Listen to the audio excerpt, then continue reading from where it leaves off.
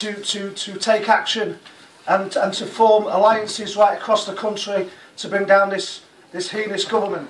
And it's a shame Chris isn't here. I mean, Chris is a good friend of mine, and I actually met Chris when he was actually Mackenzie's friend the last time we had a Tory government, when we were fighting against the poll tax. I mean, Chris Boff has been a fantastic advocate from Blackpool, because I'm from Blackpool as well. You know, and I'm really proud of everybody that comes out of my town in particular, especially those that are successful for the right reasons, as Chris Boff most certainly has been. And you know, he's a great campaigner, and I wish he was here, and I hope he gets better soon. I hope it's not too serious. I hope it's not like the problem I'm having this morning, which was down to alcohol, because unfortunately I visited one or two of your hostilities last night.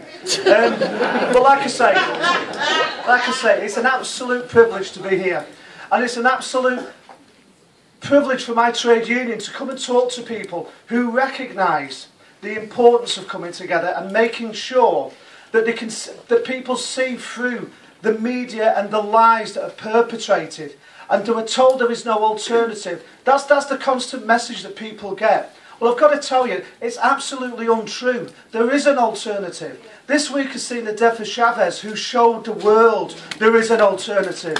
You know, it's a shame that the socialist movement has lost such a great leader, but what a legacy he left. What an absolute standout guy who didn't fight for the privileged, but fight for the poor, and made sure that those people were brought out of poverty. Not a job succeeded in total, but a job well along the way. And obviously somebody like Chavez is somebody who's going to be missed by our movement right across the world. Viva Chavez, viva Venezuela, viva solidarity. And I've got to say to you this, I often talk to our representatives. We have some organising courses, and you may be surprised to know it normally involves 1 or 2 alcoholic sessions that go along with them. So I've managed to memorise part of what I have to brief them on, which normally starts about, you know, bakers have been involved in revolution and fighting against the establishment since the first time that working people came together, which is around about 1348, just after the Black Death. And you see what happened after the Black Death was, you see, it's like today. The parliamentarians speak a different language to people. You know, in those days they spoke Latin and the peasants in the field spoke English.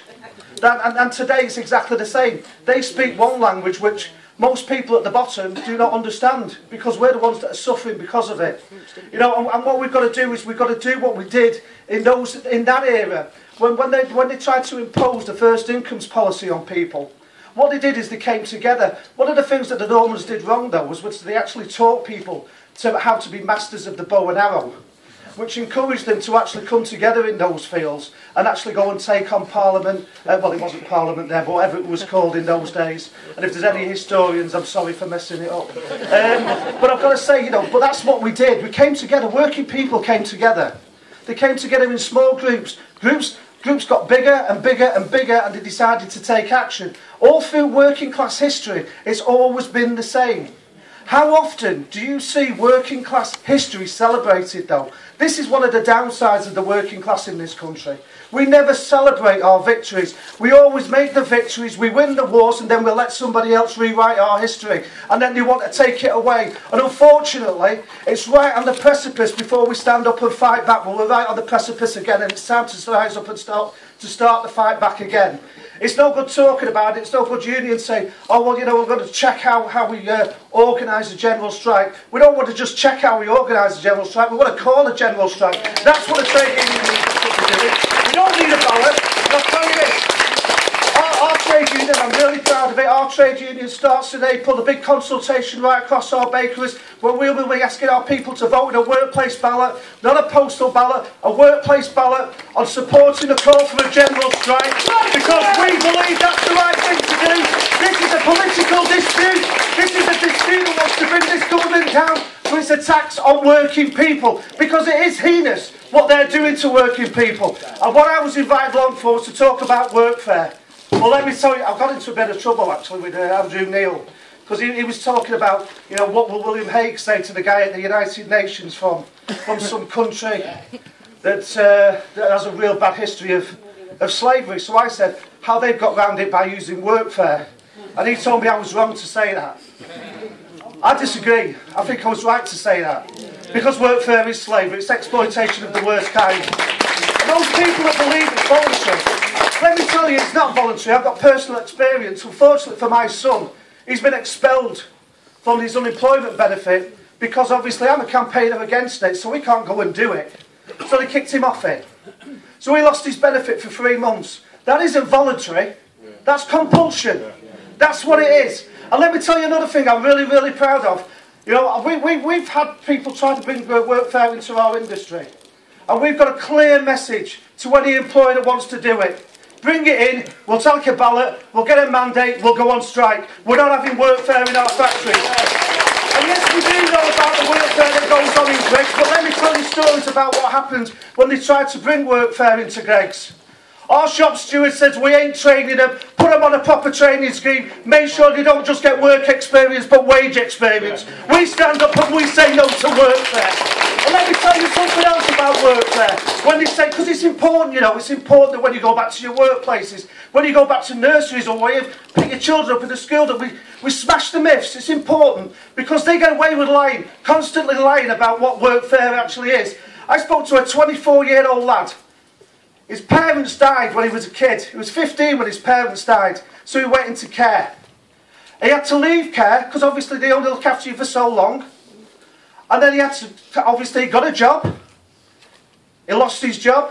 He worked in the hotel industry, lost his job, got another job in the hotel industry, lost his job, decided to go to college to better himself. When he come out of college, couldn't find a job. So what did the Dole office do? They gave him 3 months to find something. Told him, you haven't found anything, volunteer. He said, volunteer for what? And they said, volunteer. And he said, I don't want to volunteer, I want a job. And they said, well, you either volunteer or else we'll stop your benefits. So they sent him to a charity shop to work in a charity shop for 4 weeks. I'm telling you now, I said to the guy, I said, what did you learn from it? He said, I don't like charity. I don't like charity shops. I'm giving them nothing in the future. They can stuff the charity out where the sun doesn't shine. He said, I said, but that's wrong. That's wrong because that's not what charity's about. That isn't what charity's about. But charities who get involved in workfare are wrong. They're exploiting people and they're not making things better, they're making things worse. And it's just pull out and pull out now. And let's be clear as well. When people say people take part in these schemes on a voluntary basis and that employers are doing us a favour, let me give you some examples about doing us a favour. Go to Blackpool North Station, you'll see a building site across the road.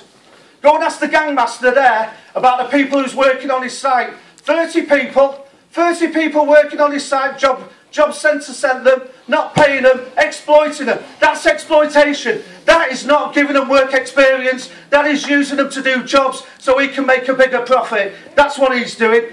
Let me tell you another story about workfare as well. I've got 1 minute left. I'll try and get it in. Let me tell you another story about workfare as well. Workfare is slavery. And I'll put it right down. Workfare is slavery.